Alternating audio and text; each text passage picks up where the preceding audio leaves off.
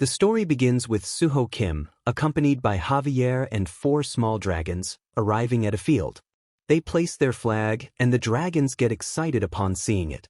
Suho Kim believes his name is Suho Kim, but in this world, he's known as Lloyd Frontera. This is the story of how this ordinary civil engineering student uses his skills to upgrade the land, develop structures, and, in his view, completely turn this world on its head. With great enthusiasm, he calls for Ader, who promptly responds, "Yes, master." Excitedly, Lloyd exclaims, "This is all money." To this, Javier asks if he's lost his mind. A few years earlier, the scene shifts, and the system informs him that he's been chosen to have a random wish granted by the Absolute. The system congratulates him, claps, and then announces that he's now a character in Knight of Blood and Iron. As he lies on the ground receiving these notifications, he tries to remember what Knight of Blood and Iron is and recalls reading it just last night. The system wishes him good luck, saying that he's been given this opportunity, and he starts wondering what wish he must have made to deserve such good fortune. As he realizes he hasn't even been drinking, he wonders if this is one of those web novels where someone ends up in another world.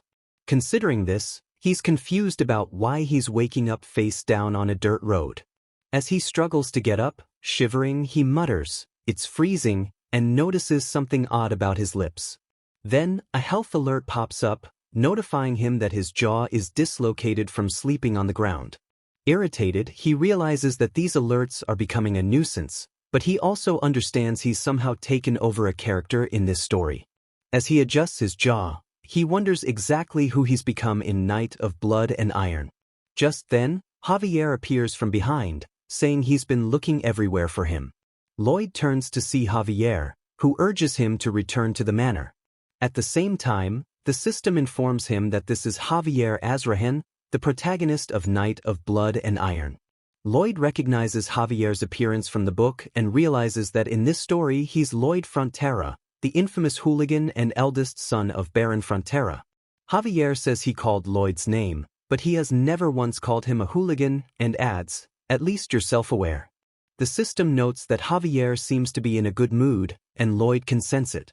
As they arrive at the palace, Javier lights a fire and asks Lloyd if he knows how he ended up in such a state. Javier explains that Lloyd started drinking in the afternoon, got drunk, destroyed pub furniture, and then passed out on his way back to the manor.